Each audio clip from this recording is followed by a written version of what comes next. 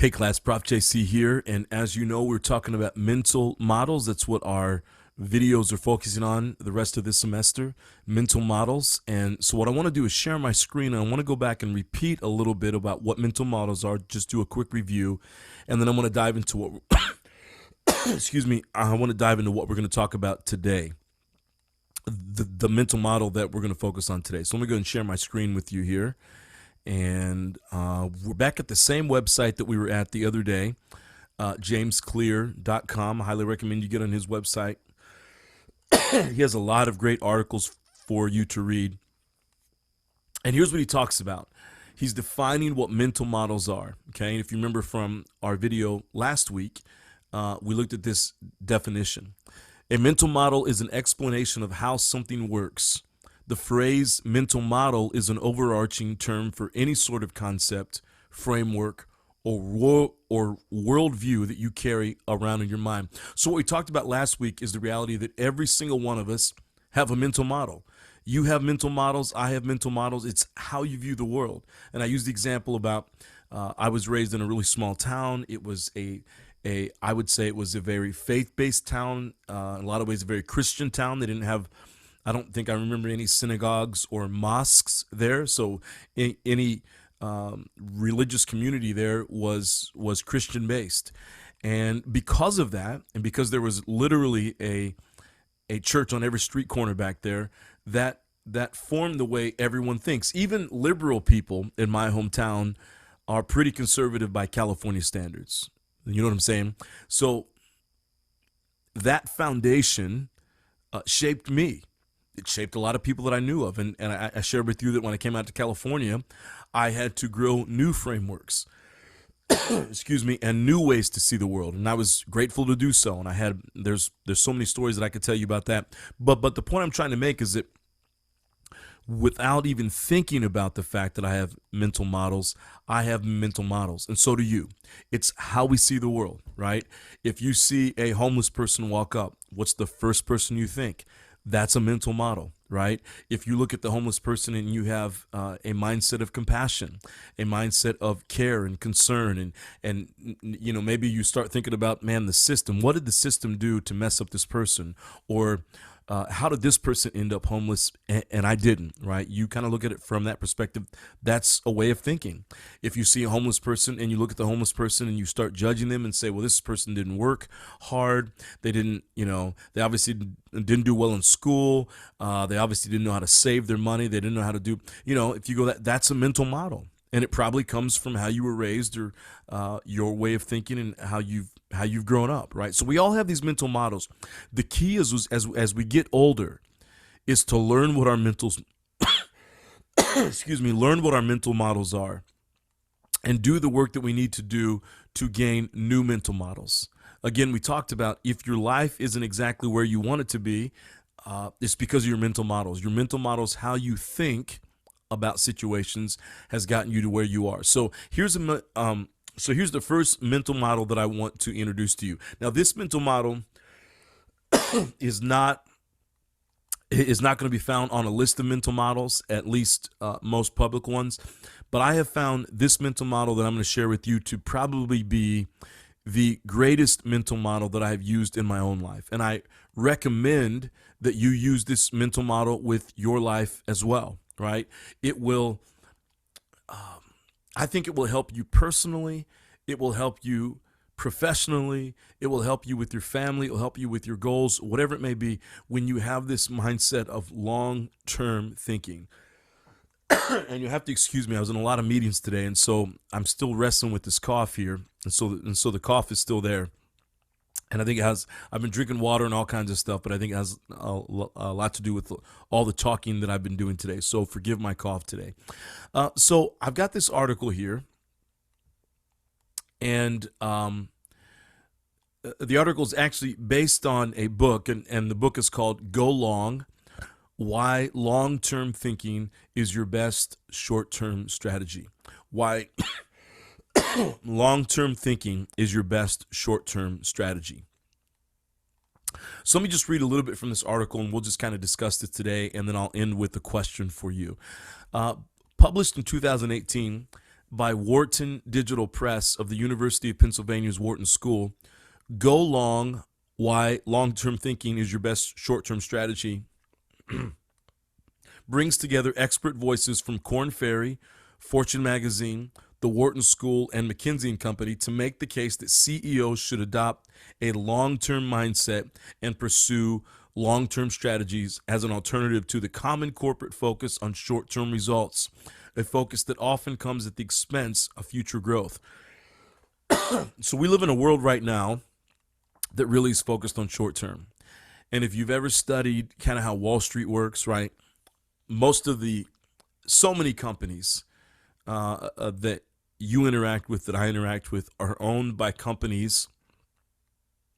If they're a publicly traded company, they're most often owned by banks or investment companies, companies that answer to Wall Street. So they have investors, and investors get what's called a quarterly report, right? And what they want to do, investors who've given this money, and the larger the investor, right, the larger the shares that they have, the more demand that they have, they want to see their profits go upward in an upward trajectory, right? And because they're reporting in a quarterly basis, then the company has to continually work to make sure that the profits continue to go like this, up and up and up, because it's about the investors, right? In the world that we live in today, and you're gonna have to understand this, even with the leadership degree, you've got to understand business. In the world that we live in today, I was just telling somebody the other day that the dollar bill is king. And you can deny it, you can get upset about it, you can be angry about it, but the reality is the dollar bill is king. We work in enslavement towards the dollar bill, towards money, right? And because again, most publicly traded companies, they're either traded and they're based out of New York City or some of these larger, cities, some of these larger corporate cities. But if they're traded on the stock exchange, again, they report in quarterly earnings, right? And so they've always got to be showing an upward trajectory, which means that the companies that they own. So if you have an investment bank, or you've got you've got a hedge fund company, you've got private equity firms out there that own a lot of these companies, right? They're constantly looking at that quarterly basis. How do we get the profits up in the next quarter? And because we think like that, oftentimes we make decisions that are only based on money, so they don't necessarily take people to account, because they're focused on the money. This is why you have major companies that buy out smaller companies, and then they fire half the company, half the staff, half of the employees. So let's take let's make up a company of 1,000 people, and they get bought out by a company that's based out of New York City. Maybe they're a private company, they go public, or they're bought by a publicly traded company. Now they've got to see their earnings in terms of quarters. They might have to lay off half of the company because they need to get their profits up. Because the investors, all they care about is, we gave you, throwing out some money here. We gave you, or the pension funds gave you, or the insurance companies, whatever it may be, we gave you $50 million. And we gave that money to you because we want to see that $50 million turned into $60 million or $70 million. They don't want to see that go down. And so they're judging you every single quarter. So again, that's where we get the short-term strategy. So I said all that to just kind of give you history. Why America, why corporate America, and really on a global sense, why we think in terms of quarters is because of that right there. That design right there has impacted a lot of our short-term thinking, okay? So this article just kind of talks about the book. Right here, Under Pressure, it says, Go Long identifies a mountain of evidence that suggests many American investors are putting enormous pressure on CEOs to make a quick buck, and they are. Because for them, they want to see the profits, and they want to see them now. It's that impatient, I put my money into the stock market, I put my money into a certain company, and I want to see the results now. I don't want to wait over time. It goes on to say here, a short-term focus has long been on the rise, and Zemel identifies some of the metrics that point to that greater short-term focus. When we see increasing rapid turnover of CEOs and other executive roles in shorter holding periods for stocks, we recognize that more and more business leaders feel as if they are being forced to make short-term choices. For example, an analysis published by the Harvard Law School Forum on Corporate Governance and Financial Regulation in February 2018 found of all CEOs who were served at the end of 2017, 38.1%, or 192 executives, had been in their current position for a handful of years or fewer. And citing data from the New York Stock Exchange, the authors of Go Long found the average holding period for public stocks has dropped from 5.1 years in the mid-70s to 7.3 months today. 5 years, and that's not even really long-term thinking. I mean, today it is, right? In the 1970s, they didn't have all the, they didn't have all the tools that we have. They didn't have all the technology that we have today, right? So 5 years seemed like an eternity. Today, what they're saying is that these companies or stocks, right, the average holding period for a public stock. So if I go in and I buy a stock, years ago, I would hold it on average for 5 years, right? 5.1 years in the mid-1970s. Today, I'm buying that same stock, and now I'm trying to get my return in 7.3 months. 7 months. And that's almost the length of 2 quarters, okay? 2 quarters would actually equal about,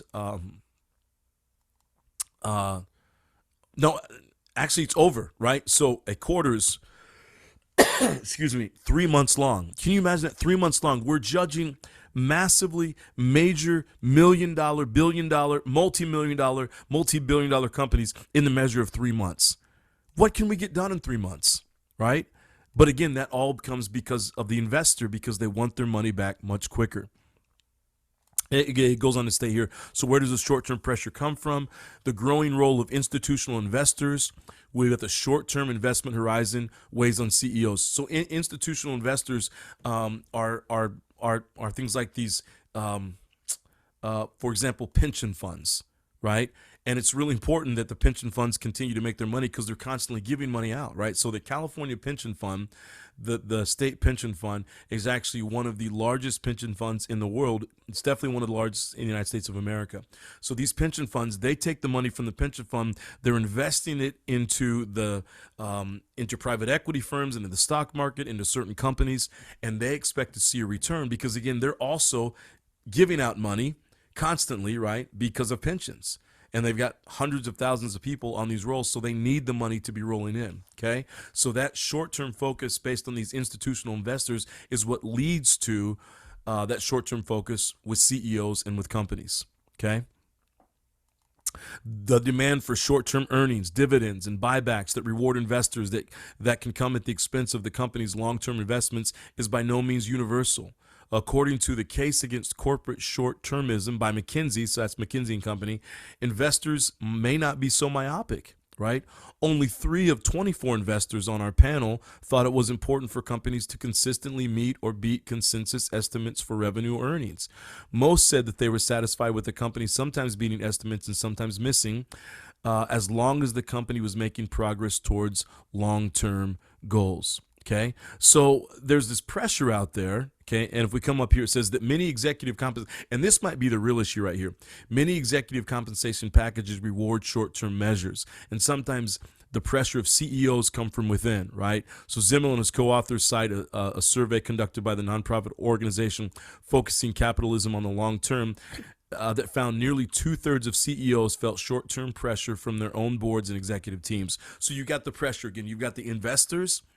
Sometimes it's the institutional investors, right? You've got these pension funds, these insurance companies, but then it's also from their own boards who are also paid. Many of these, if not most, Fortune 500 company board members, they're also paid, right? And their executive teams. So this is where that crunch comes in to consistently think short term. So now let's move into why should we think long term, right? So we understand why they're short term thinking, but why is it maybe that we should be thinking in more of a long-term way?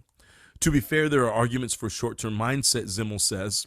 I've heard an activist investor very passionately argue that there's no action a company can take that is good for the short term that isn't also good for the long term, and that the long term really is the sum of successful short terms. That is certainly an intellectually valid point of view, but as we look at decisions around making R&D and capital investments versus just maximizing short-term financial results, you can see companies making decisions that are right for the short term but wrong for the long term. Okay? Go Long argues that shareholders do benefit from a long-term approach. Research by McKinsey, again, McKinsey & Company, it's one of the largest business services company in the world, consulting firm, right? They published in 2017, excuse me, their research that was published in 2017 compared the performance of short and long-term focused companies. Among the firms we identified as focused on the long term, average revenue and earnings growth were 40% and 30% higher, respectively. And total return to the shareholders was higher too. The returns to society and the overall economy were equally impressive. By our measures, companies that were measured for the long term added nearly 12,000 more jobs on average than their peers from 2001 to 2015. Interesting. So there's research to show that you can actually make more money. You're actually better for the economy. You're better for the employees when we take the long-term approach.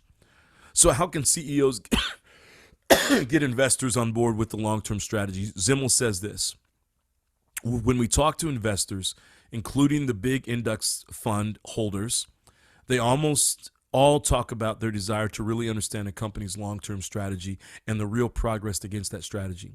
He says it's interesting when you ask CEOs, CFOs, and business unit leaders what's driving the short-term pressure, investors are normally near the top of that list. Okay, but then when you talk to investors, they say we get concerned when we see companies taking short-term actions, and we wish we had more dialogue around the long-term strategy.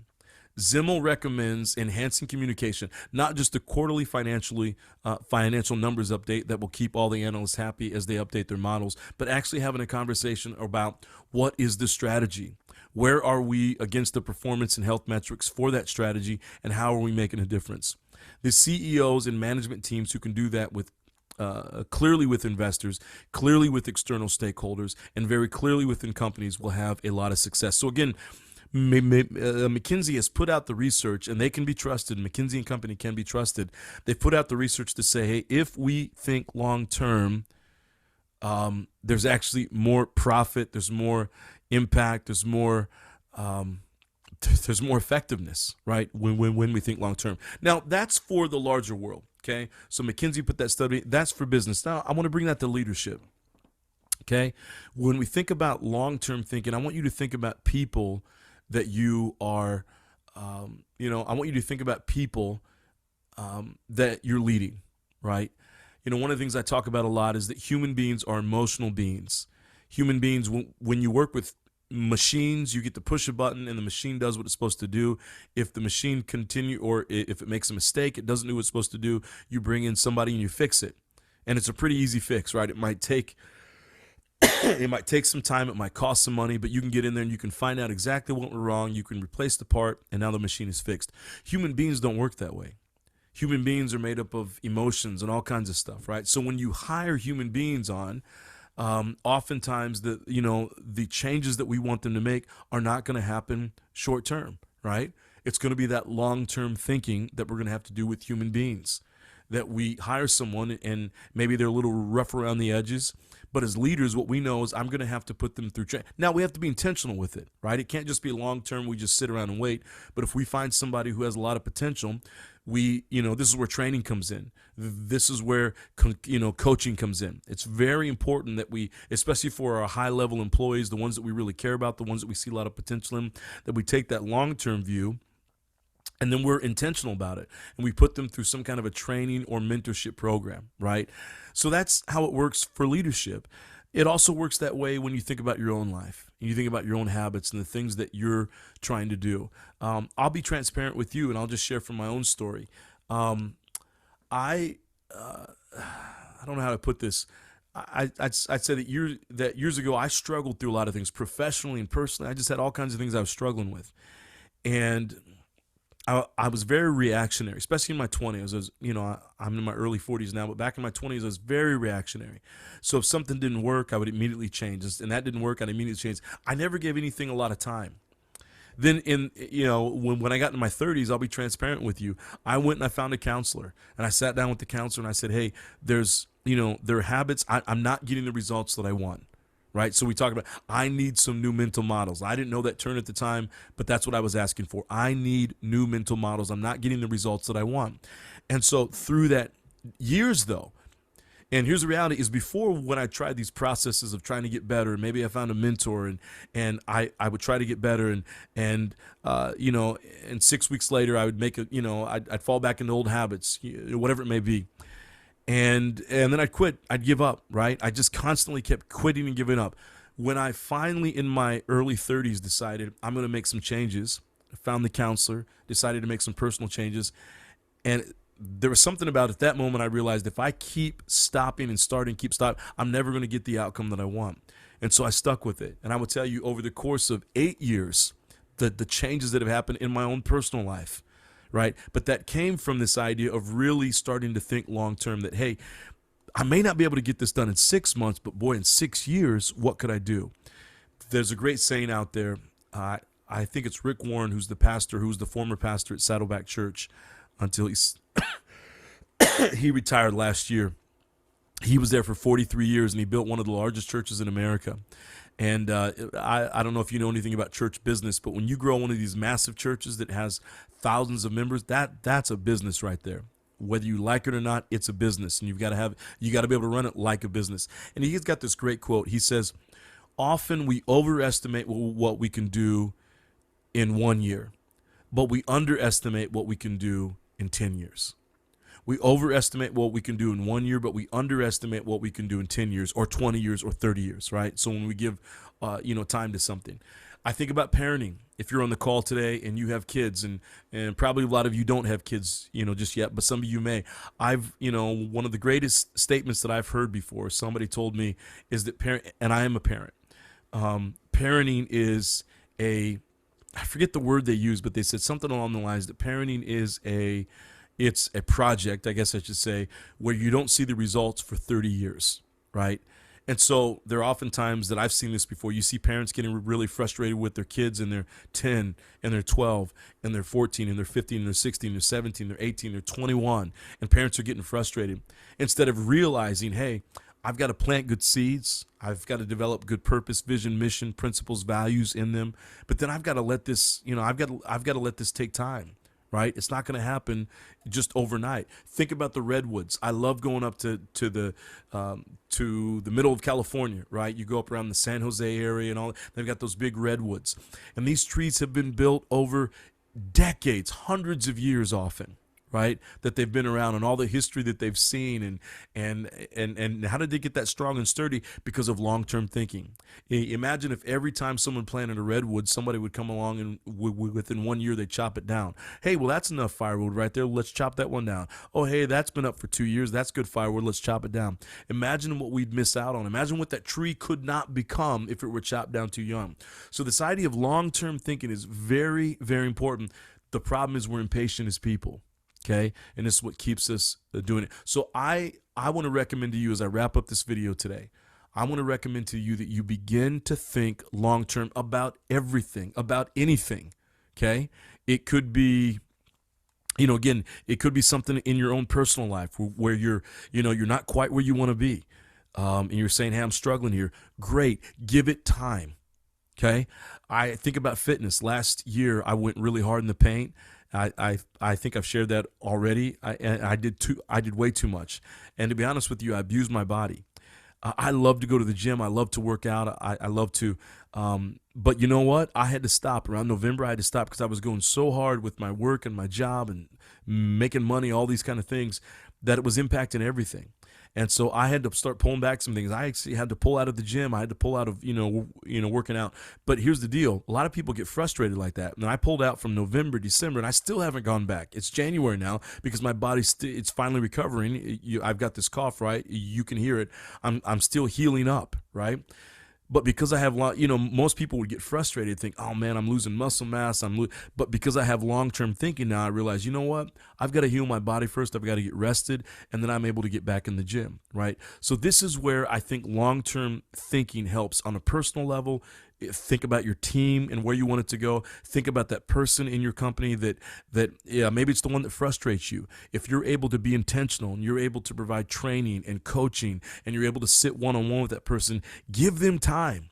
I've learned that most people, when they come to you, they need about, now this is something I've seen in my own life, they need about 12 to 18 months before they really become what you need them to become for the company, right? I've worked for bosses before. They quickly fire people, right? They, there's that term out there, hire slow and fire fast. And I do agree with that, right? Be very careful on the front end about who you bring in and who you hire, right? And when it's time for them to go, you got to let them go. But I've seen some people, they hire fast and they fire fast, right? So they bring somebody in, they haven't done the due diligence or whatever, or maybe they're bringing some talented people, but they're just not quite there, and they end up firing them and bringing somebody else in. Some industries you can do that, some companies you can do that because you've got 10,000 people waiting for, waiting to apply for a job. But I think the best approach is to hire somebody on and say, you know what, I'm going to give this person time. Again, I've seen leaders and they frustrate people, and people leave the company because these leaders come in and they say, hey, it's 6 weeks. I need to see results from you. And in 6 weeks, people are still trying to figure out the culture. They're still trying to figure out how the company works, and they're still trying to figure out how everything moves, right? And and so the boss decides, 6 to 8 weeks, I haven't gotten what I need out of you. You're out of here. That's no way to develop people. Long-term thinking is the key. I promise you, this needs to be a foundational mental model for you in every situation.